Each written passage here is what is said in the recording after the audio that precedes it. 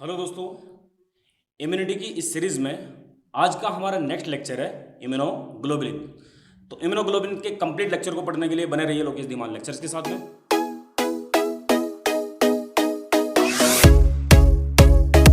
तो आइए दोस्तों, बिना किसी देरी के स्टार्ट करते हैं हम इम्यूनोग्लोबिन्स। जैसे कि इसके नाम से क्लियर हो रहा है, इम्यूनोग्लोबिन्स मतलब एक ऐसे एजेंट जो इम्यूनिटी के लिए रिस्पॉन्सिबल हुआ करते हैं और बने होते हैं ग्लोबिन प्रोटीन के, क्योंकि ग्लोबिन तो एक प्रोटीन है। तो ग्लोबिन प्रोटीन के बनी हुई ऐसी स्ट्रक्चर जो इम्यूनिटी के लिए रिस्पॉन्सिबल हुआ करते हैं उसको बोला करते हैं इम्यूनोग्लोबिन्स। इम्यूनोग्लोबिन्स की जो शेप हुआ करती है वो गामा शेप की हुआ करती है। तो इसीलिए इन इम्यूनोग्लोबिन्स को हम गामा ग्लोबुलिन भी बोला करते हैं। तो immunoglobins is also known as gamma globulin. अब ये गामा ग्लोबिन जो भी है ये कुछ अलग अलग टाइप्स के प्रेजेंट होते हैं। तो किस टाइप के प्रेजेंट होते हैं? टाइप्स। और इसकी टाइप्स को याद करने के लिए हम एक सिंपल सी ट्रिक यूज करते हैं और वो ट्रिक है GAMED, गेम्ड। इस ट्रिक से हम इसको याद किया करते हैं। गेम्ड मतलब G for IG, G, IG, A, IG, M, IG, E and IG, D। तो ये कुछ 5 टाइप्स होते हैं इम्यूनोग्लोबिन्स के जो प्रेजेंट हुआ करते हैं या इम्यूनिटी के लिए रिस्पॉन्सिबल हुआ करते हैं। ह्यूमन बॉडी में प्रेजेंट होते हैं और इम्यूनिटी के लिए रिस्पॉन्सिबल हुआ करते हैं। अब जो ये हम इम्यूनोग्लोबिन्स है इसकी एक बार स्ट्रक्चर पढ़ते हैं कि इसकी स्ट्रक्चर एक्चुअल में होती कैसी है। तो इम्यूनोग्लोबिन्स की स्ट्रक्चर के बारे में, स्ट्रक्चर इम्यूनोग्लोबिन की स्ट्रक्चर पढ़ते हैं।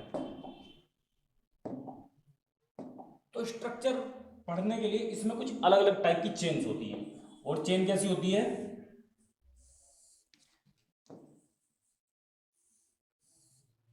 Heavy chain. हैवी चेन मतलब जो साइज में बड़ी होती है, इसलिए हैवी चेन बोला करते हैं। पॉलीपेप्टाइड की बनी है। और सेकंड चेन होती है जो साइज में थोड़ी छोटी होती है, जिसको बोलते हैं हम लाइट चेन। तो दो टाइप की चेन होती है इम्यूनोग्लोबिन्स में जो पॉलीपेप्टाइड की बनी होती है। हैवी चेन मतलब जो जो साइज में बड़ी है, और लाइट चेन जो साइज में छोटी हुआ करती है। तो दो टाइप की चेन हुआ करती हैं, heavy chain and light chain. अब जो ये चेन बनी है इसको एच चेन भी बोलते हैं, इसको एल चेन बोलते हैं। अब ये डिवाइड हुआ करती है, ये अलग अलग रीजन में डिवाइड हुआ करती है। और ये अलग अलग किस रीजन में डिवाइड होंगी? एक तो वो पोर्शन जिसमें वेरिएशन आ सकती है, क्योंकि ये जो चेन है हैवी चेन का एक पोर्शन जिसमें चेंजेस आ सकते हैं, इसलिए इसको बोला करते हैं वेरिएबल रीजन। और जिसमें चेंजेस नहीं आ सकते, जो हमेशा फिक्स रहेगी, उसको बोलेंगे हम कांस्टेंट रीजन। कांस्टेंट रीजन के लिए हम सी भी बोला करते हैं और वेरिएबल के लिए हम वी बोला करते हैं वेरिएबल। तो इसके अलग अलग पार्ट्स हैं।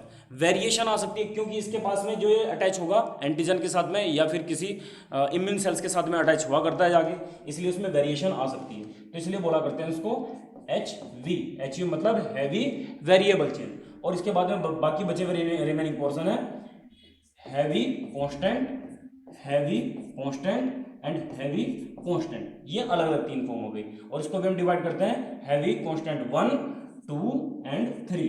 तो जैसे ये चेन है ऐसे ये चेन भी डिवाइड होती है। हैवी चेन के बाद में लाइट चेन। लाइट चेन के भी 2 रीजन होते हैं, हैवी चेन के साथ में लाइट चेन के साथ में जो ये पोर्शन है इसको हम वेरिएबल वी रीजन बोलते हैं, और जो बाद में बचा हुआ ये रीजन है इसको हम कांस्टेंट रीजन बोलते हैं। तो इसको हम बोलेंगे LV region, light variable region, जबकि इसको बोलेंगे हम light constant region. I hope इतना समझ में आ रहा होगा। अब जब ये जो चेन बनी है ये आपस में जुड़ी होती हैं, और आपस में जुड़ी होती हैं डाइसल्फाइड बॉन्ड से।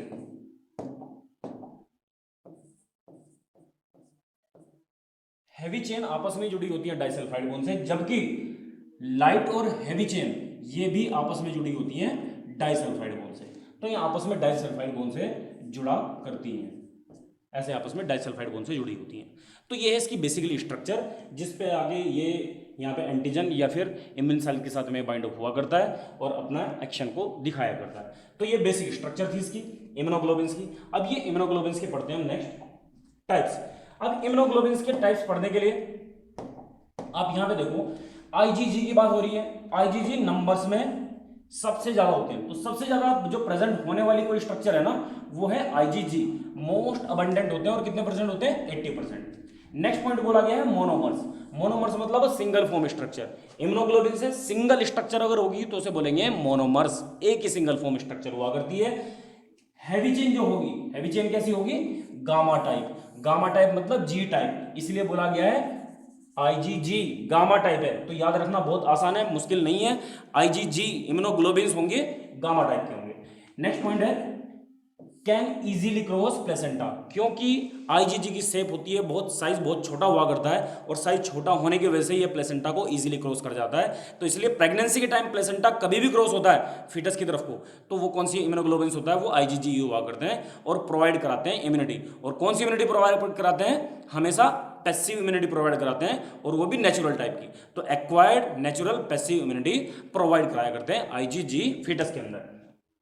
नेक्स्ट पॉइंट है रिस्पॉन्सिबल फॉर ह्यूमोरल इम्यूनिटी। जो भी ह्यूमोरल इम्यूनिटी मतलब फ्लूइड के अंदर जो भी इम्यूनिटी प्रेजेंट हुआ करती है उसको हम ह्यूमोरल इम्यूनिटी बोलते हैं। और यही लेक्चर हमने लास्ट लेक्चर में डिस्कस किया है, जो लिंक इसका डिस्क्रिप्शन में ऐड है, तो आप वो लेक्चर वहां से देख सकते हो। तो ये ह्यूमोरल इम्यूनिटी है, तो उसके लिए रिस्पॉन्सिबल होती है, ह्यूमोरल इम्यूनिटी के लिए आईजीजी ही रिस्पॉन्सिबल हुआ करती है। तो इसके आप नोट्स आराम से आप लोग बना सकते हो। नेक्स्ट बात करते हैं हम आईजीए की। आईजीए सिंगल यूनिट और डाइमर्स के साथ में प्रेजेंट होता है। तो जैसे ये एक स्ट्रक्चर है, ये मोनोमर्स बोलते हैं इसको, और इसी के साथ में ये और ये स्ट्रक्चर और आपस में जे चेन के साथ अगर ये जुड़ जाए तो ये स्ट्रक्चर कैसी है? डाइमर्स। तो आईजीए सिंगल स्ट्रक्चर या डबल स्ट्रक्चर के साथ में प्रेजेंट हो सकता है, मोनोमर्स या डाइमर्स के साथ में प्रेजेंट हो सकता है। नेक्स्ट लिखा है प्रेजेंट इन बॉडी सिक्रीशंस। मतलब ये क्या होता है? बॉडी सिक्रीशंस में प्रेजेंट हुआ करते हैं। Body secretions like saliva, tears, sweats और ब्रेस्ट मिल्क में। तो ब्रेस्ट मिल्क में कौन सी इम्यूनोग्लोबिन सबसे ज्यादा प्रेजेंट हुआ करती है? उसका नाम है आईजीए। इंपॉर्टेंट क्वेश्चन है, ध्यान में रखेंगे। ऐसा ही नेक्स्ट पॉइंट है इसमें colostrum rich in IgA. Colostrum जो फर्स्ट 3 डेज के लिए ब्रेस्ट मिल्क आया करते हैं डिलीवरी के बाद में, उसको कोलेस्ट्रम बोला करते हैं, और ये कोलेस्ट्रम में आईजीए बहुत कॉमनली प्रेजेंट हुआ करते हैं। नेक्स्ट पॉइंट है आईजीए हमेशा प्रिवेंट करता है एंटीजन को सेल्स के अंदर एंटर करने के लिए। Antigen prevent antigen enter into cells. Cells के अंदर एंटीजन कभी भी एंटर करने वाला हो तो आईजीए उसको प्रिवेंट किया करता है। नेक्स्ट पॉइंट है जो इसमें हैवी चेन होगी, क्योंकि ये आईजीए है अल्फा टाइप, तो हैवी चेन कैसी होगी? Alpha type. लाइट चेन की यहाँ पे बात नहीं की जा रही, क्योंकि जो लाइट चेन होती है वो 2 ही टाइप की होती है, या तो होगी कपा या फिर लैम्डा। या तो कपा हो सकती है, लैम्डा हो सकती है, इसलिए यहाँ पे मेंशन किया नहीं है लाइट चेन के बारे में। हैवी चेन के बारे में क्वेश्चन इंपॉर्टेंट है, अल्फा चेन यहाँ पे हैवी चेन में हुआ करती है। नेक्स्ट डिस्कस करते हैं हम आईजीएम। आईजीएम मतलब एक ऐसी स्ट्रक्चर जो लार्जेस्ट इम्यूनोग्लोबिन है। अभी थोड़ी देर पहले हमने डिस्कस किया कि स्मॉलेस्ट यूनिट आईजीजी है, जो प्लेसेंटा को क्रॉस इजीली कर जाया करती है, लेकिन जो लार्जेस्ट इम्यूनोग्लोबिन होते हैं वो कौन से होते हैं? आईजीएम सबसे लार्जेस्ट हुआ करते हैं। नेक्स्ट पॉइंट है पेंटामर फॉर्म में मिलते हैं देखने के लिए। पेंटामर मतलब जैसे डायमर स्ट्रक्चर है, 2 चेन मिलेंगे इम्यूनोग्लोबिन के देखने के लिए, लेकिन यहाँ पे कितने मिलेंगे? टोटल 5 मिलती हैं देखने के लिए। मोनोमर्स भी मिल सकता है, लेकिन रेयर मिलता है। जो कॉमनली मिलता है वो पेंटामर फॉर्म में मिलता है, और ये पेंटामर्स के साथ में जो आपस में जुड़े होते हैं वो जुड़े होते हैं जे चेन्स के साथ में। तो ऐसे समझ लो आप कि ये अगर सिंपल फॉर्म है, ये आपस में जुड़ी स्ट्रक्चर है और इसके बीच में ये एक जे चेन है, तो ऐसे स्ट्रक्चर है। तो ये तो डबल स्ट्रक्चर हो गई, लेकिन जो आईजीएम है वो 5 इम्यूनोग्लोबिन के चेन के साथ में जुड़ा रहता है, इसलिए इसको पेंटामर स्ट्रक्चर बोलते हैं। नेक्स्ट पॉइंट है क्योंकि ये लार्जेस्ट इम्यूनोग्लोबिन है, इसलिए कभी भी क्रॉस नहीं कर सकता प्लेसेंटा के बैरियर को। तो प्लेसेंटा के बैरियर को कभी भी क्रॉस नहीं किया करता है। नेक्स्ट है first antibody produce after antigen attack. कभी भी बॉडी में एंटीजन अटैक हुआ करता है तो सबसे पहले इम्यूनोग्लोबिन कौन सा निकल के आएगा? आईजीएम निकल के आएगा।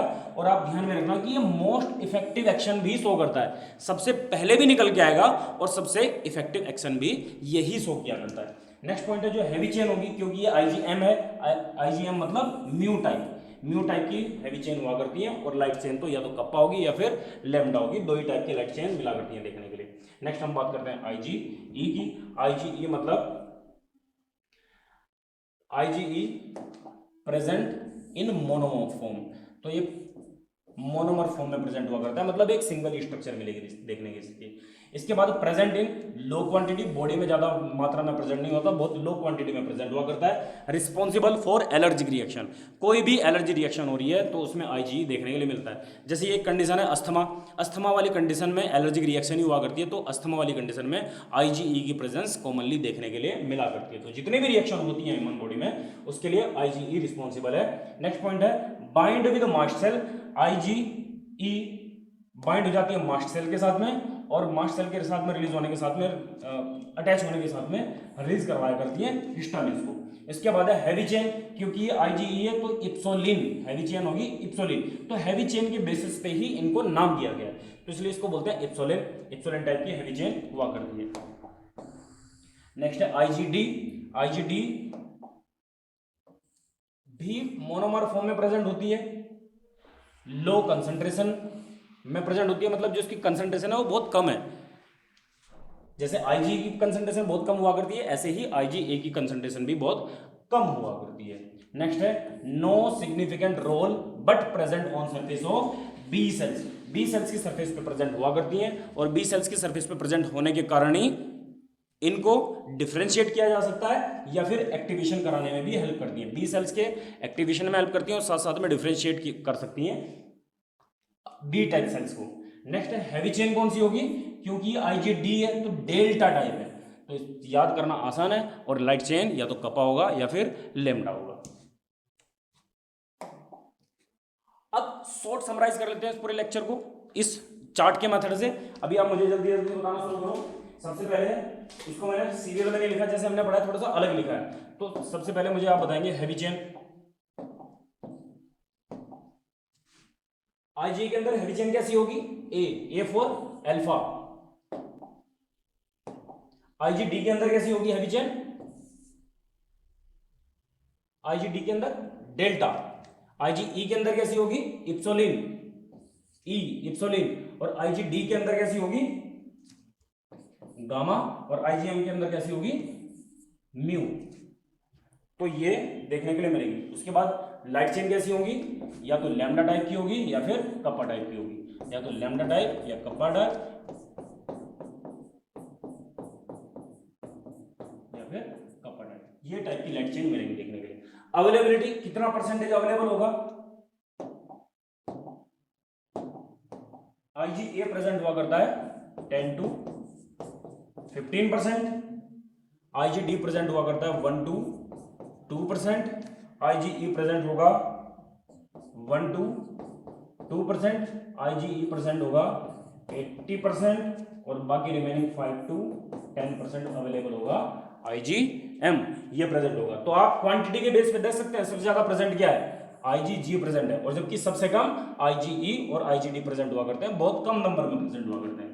अब इसकी फॉर्म किस फॉर्म में अवेलेबल है, ये किस फॉर्म में है, ये कैसा होता है मोनोमर्स, मतलब एक सिंगल यूनिट, और साथ साथ में डाइमर्स फॉर्म में भी देखने के लिए मिल सकता है। जबकि आने वाली जो स्ट्रक्चर है ये कैसी होगी मोनोमर्स होगी, ये भी मोनोमर्स होगी, ये भी मोनोमर्स होगी, 3 मोनोमर्स हैं, और उसके बाद में आईजीएम के रिगार्डिंग बात हो रही है तो कैसी आती है पेंटामर्स फॉर्म में देखने के लिए मिल सकती है। 5 इम्यूनोग्लोबिन्स की चेन देखने के लिए मिल सकती है जो जे चेन के साथ में जुड़ी रहती है, और साथ साथ में मोनोमर्स फॉर्म में भी देखने के लिए मिल सकता है। तो ये था आज का लेक्चर, आई होप आपको समझ आया होगा। अगर आपको समझ आया तो वीडियो को लाइक जरूर करिए, चैनल को सब्सक्राइब करना बिल्कुल ना भूलिए, और बेल आइकन को प्रेस जरूर करिए। थैंक यू सो मच, जय हिंद।